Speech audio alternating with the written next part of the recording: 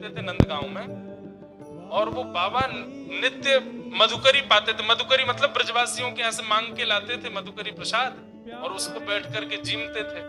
और जो मधुकरी प्रसाद बच जाता था ना, वो वहीं एक ग्राम सिन्न आता था उनकी कुटिया के पास, उसको खिला देते थे, उसको बांट देते, चीटियों में डाल देते, ऐसा ऐसा करते थे।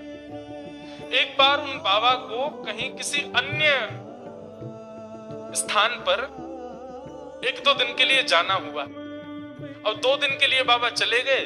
2 दिन बाद तीसरे दिन जब लौट करके आए, तो तीसरे दिन रोने की उनको आवाजें आने लगी, कोई रो रहा है। तो बाबा ने कुटिया से निकल करके पूछा, अरे भाई कौन रो रहा है, कहां से आवाज आ रही है? तभी एक ज्योति जैसी प्रकट हुई और वो कहने लगी, बोले बाबा प्रणाम, मैं नंदगाम कोई एक व्यक्ति हूं, मेरे द्वारा एक अपराध बन गयो, और देखो ब्रज की कितनी कृपा है, यहाँ इतने बड़े अपराध करने पर भी प्रेत तो बनो, लेकिन प्रेत भी ब्रजमंडल को ही बनो, ब्रज को ही प्रेत बनो बाबा। तो मैं प्रेत बन गया हूं, मैं आपको आज धन्यवाद कहवे आया हूं। काहे को? बोले क्योंकि आपने, मैं जब ग्राम सिन्न के रूप में आपके यहाँ आता तो आप रोज मधुकरी, एक तो ब्रजवासीन के घर की मधुकरी और वाकु आप उच्छिष्ट कर देते, ब्रजवासीन के घर की बनी आपके उच्छिष्ट याकू मैं जब एक ग्राम सिन्न के रूप में पायो करतो, वही से मेरे पाप नष्ट रहते चले गए और अब मैं मुक्त है गया हूं। बाबा आपकी झूठन खावे से, ब्रजवासीन के घर की मधुकरी पावे से मैं मुक्त तो 2 दिन पहले है, पर 2 दिन से प्रतीक्षा कर रहा हूं, आप आए नहीं। आप आ गए हो तो बाबा मैं अब मुक्त है रहे हूं, आपको धन्यवाद कहवे आयो। बाबा बोले, ओ प्रेत रुक, यहीं पर रुक जा, रुक जा, रुक जा, अभी इतनी जल्दी मुक्त है कि कहां जा रहा हो, यहीं रुक। बोले भैया तू एरो गैरो भूत नहीं है, तू तो ब्रज को भूत है, और ब्रजवासी है निश्चित ही पूर्व जन्म को। तेने इतने दिना तक मेरी झूठन प्रसाद पाई, तेरे पाप मैंने मुक्त कर दिए, तू मेरा एक काम ना करेगो? तो प्रेत बोला, बोले आज्ञा करो बाबा, कहा करूं?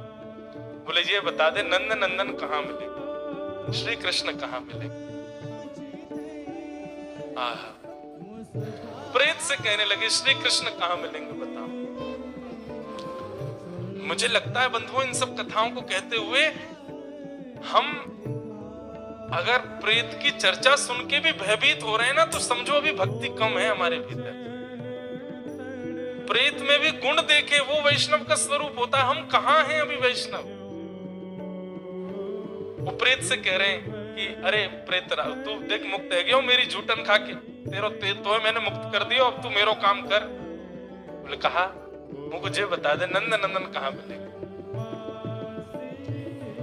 बाबा चरणों में गिर गए, बोले मैं तेरे हाथ जोड़ू, मैं तेरे नाम ते मैं रोज नाम जप करूंगा, तू मुक्त है जाए, तेरा पूरा परिवार मुक्त है जाए, कोई प्रेत बाधा में नहीं रहेगो, लेकिन बस एक बार मुझको ये बता दे, तू भैया प्रेत है तो जरूर पता होगी ठाकुर जी कहाँ, मुझको ये बता दे वो नंद नंदन कहाँ मिलेंगे।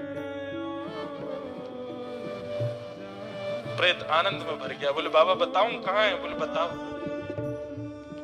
बोले रोज एक गैया चराने वाला जाता है यहां से, उसकी असंख्य गायें जाती हैं। बाबा वो उन गैयान में 2-4 गैया जो है ना, वो नंद भवन की गौशाला, जो नंद बाबा के समय पे 5000 वर्ष पहले जो गौशाला, नंद बाबा की गौशाला ही ना, आज भी बंधुओं यशोदा मैया, नंद बाबा, ठाकुर जी की जो गैयाएं थी, उनकी पीढ़ियों की गैया आज भी हैं हमारे ब्रज में।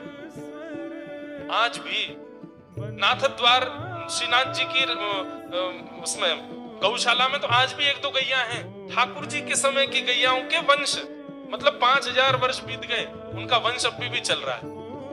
और ये बीच में विलुप्त हुआ था, तो इसको स्वयं ठाकुर जी ने आकर के बताया। जब श्रीनाथ जी प्रकट हुए गिरिराज जी में, तो सत्तू पाणी नाम का वहां पे ब्रजवासी रहता था। उस सत्तू पाणी की गैया रोज गिरिराज जी पर जाती और गिरिराज जी पर जाके अनायासी अपने थनों से दूध बहा देती।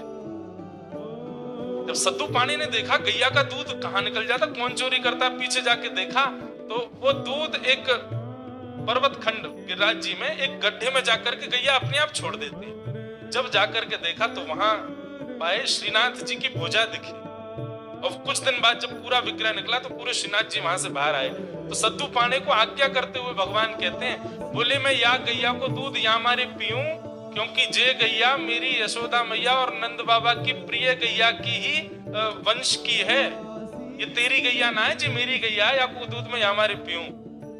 तब फिर वंश का पता चला, ये भगवान के उस समय के वंश की गैयाओं की गैया है, उसी का वंश आज तक बचा हुआ है। तो आज भी कई गैया हमारे ब्रजमंडल की जो नस्ल है गायों की, वो ठाकुर जी के नंद भवन की गैयाओं की गैया हैं सब। तो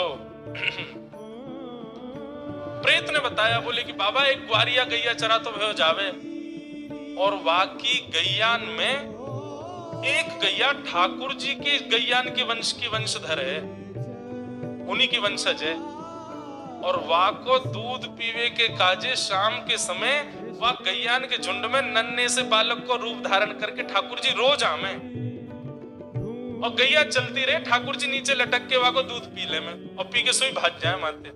बाबा बस इतनी जानकारी मैं दे सकूं, वो बालक कोई और नहीं, वो नंद नंदन ही है जो गैया को दूध पीवे आप। ऐसा कहकर के प्रेत मुक्त हो गया, और बाबा जाकर के बैठ गए एक झाड़ी के नीचे, पीछे छुप करके बैठ गए। ग्वारिया का पूरा हुलिया बता दिया था, ऐसा है, ऐसी गैया है, सब है। चलने लगे, चलते चलते चलते देखा, तभी बाबा ने अपनी नजर ऊपर करके देखी तो कमल नेत्र हैं, आहा क्या भ्रकुटी, इधर उधर अपने नेत्रों को घुमा रहे हैं, अपने होठों को अपनी जिह्वा से जब बिल्कुल गीला कर लेते हैं, बाकी सी चाल चल रहे हैं, गैया छुप छुप के चल रहे हैं, कहीं ग्वारिया देख नहीं ले मुंह को। और जिस प्रकार एक बानर, कभी बंदर के बच्चे देखो हमारे वृंदावन में आके, वो ऐसे लटके रहते हैं नीचे मैया के गर्भ से, ऐसे ठाकुर जी अपने दोनों भुजा और पैरों से गैया के नीचे लटक गए, और वाके थनन को मुख में लेके वाको पान करने लगे। ये दृश्य जैसे ही देखा, बाबा तो आनंदित हो गए, चाह तो रहे थे कि अभी झपट लूं, लेकिन सोचने पहले दूध पीने तो पेट भल्ले फिर पकड़ूंगा। और दूध पी करके भगवान ने अपना मुंह पहुंचा, और जैसे चौकड़ी मार के भागन लगे, सामने बाबा आकर के खड़े हो गए और महाराज चरण पकड़ लिए, बोले अरे लाला मिल गयो मिल गयो मिल गयो, आज तो मेरो कन्हैया मिल गयो, अरे तू ही मेरो परब्रह्म है, तू ही मेरो सर्वस्व है, अरे बड़े दिनाते भजन कर रहा लाला, आज तो मिल गयो।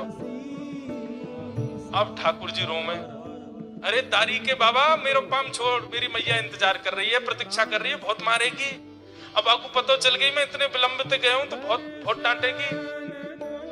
बाबा बोले आज नहीं छोड़ूंगा, बड़ी मुश्किल से मिले, अब तो पकड़ ही लूंगा। ठाकुर जी ऐसी हरकत करने लगे कि बाबा को ऐसा लगे कोई सामान्य बालक है, जोर जोर से चिल्लाने लगे, अरे देखो ये बाबा मुंह को पकड़ के ले जा रहा है, मुंह को जाके शहर में बेके आवे को, अरे या बाबा को मूड फोड़ दो, ऐसे ठाकुर जी चिल्लाने लगे। वहां कुछ लोग इकट्ठे भी होने लगे, सब कहने अरे बाबा जी कहा कर रहे हो, तेने ही छोरा का पकड़ लियो, जन कौन से ब्रजवासी को छोरा है।